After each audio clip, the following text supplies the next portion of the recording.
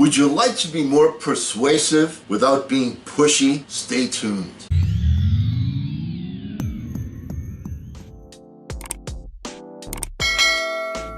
Hello again, everyone. I'm Eli's dad with Project Eli, where we educate, we lead, and we inspire. And I'm very excited to talk to you today because I learned something great.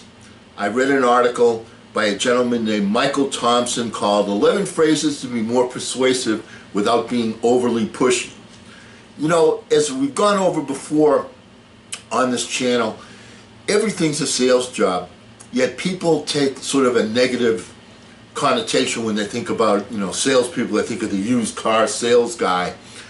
How would you, according to research, 41% of the average person's workday consists of influencing, persuading, and convincing other people around us.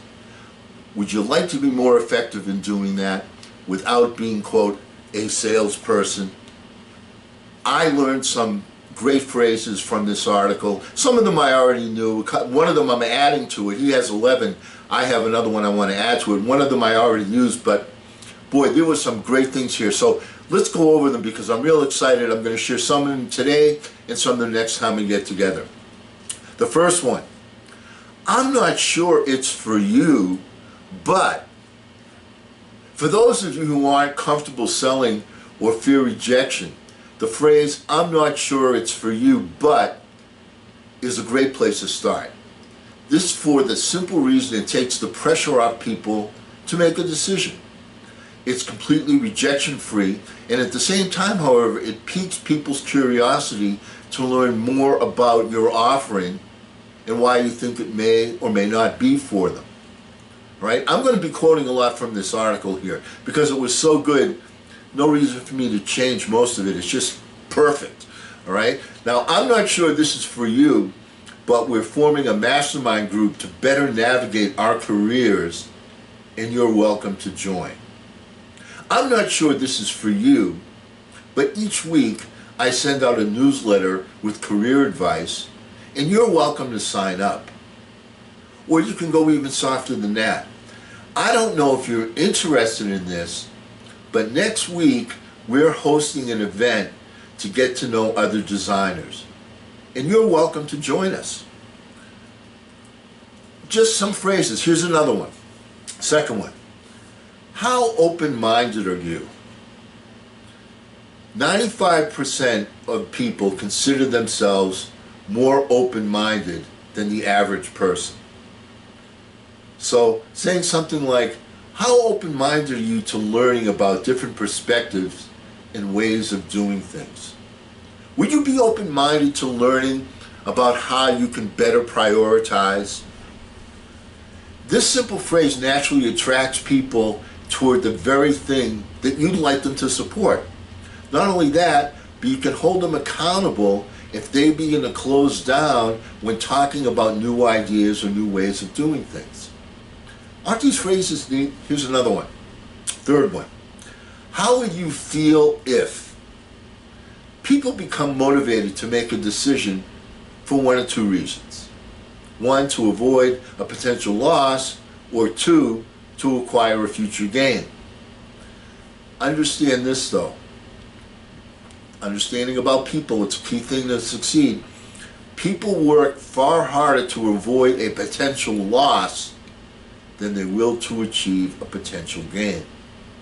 Combine that with the fact that people are emotional, they make decisions on what feels right at first, and you have a good recipe for the phrase, how would you feel if? How would you feel if you didn't sign up for this public speaking course and then, or how would you feel if this decision led to a promotion? So what you're doing is you're presenting how would you feel and then showing them that there would be a loss, you're taking away. People want to jump on your bandwagon when you do that. Here's another one. Just imagine. It's kind of like how would you feel if, but it's sort of on the positive end of that. Just imagine. Help people to see what their lives would be like after making a decision. if you can't see people, if for the most part people can't see themselves doing something, the chances of them doing it are very, very slim, aren't they? So that's where the power of storytelling comes into play. The words "just imagine" are kind of like the words when you're telling a story to a kid. Once upon a time, all right? It grabs people's attention while allowing them to visualize what their lives would look like after they've made the decision you want them to make.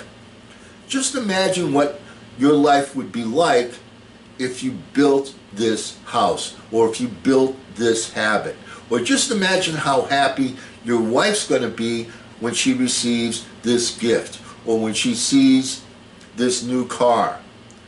All right, so you're planting a seed. You're planting a seed. Just imagine. Here's another one.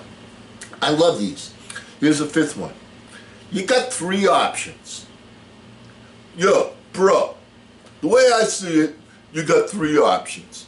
All right, let's use something in present context as an example.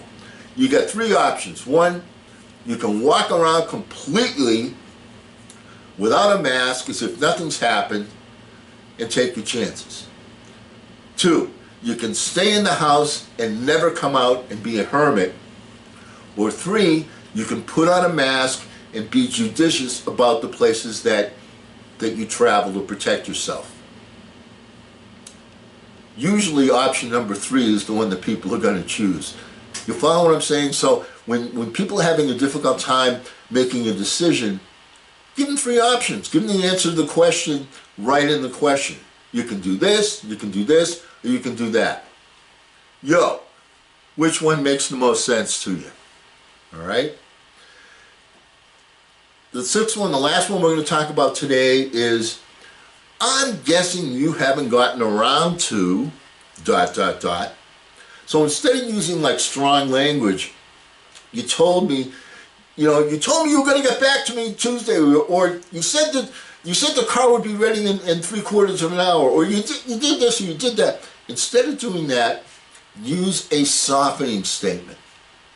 We talked about using softening statements in the past. As an example, when you're an employer and you're giving feedback and the feedback's kind of negative, and you want your people, the idea isn't to like belittle somebody, the idea is to get somebody to perform at a higher level.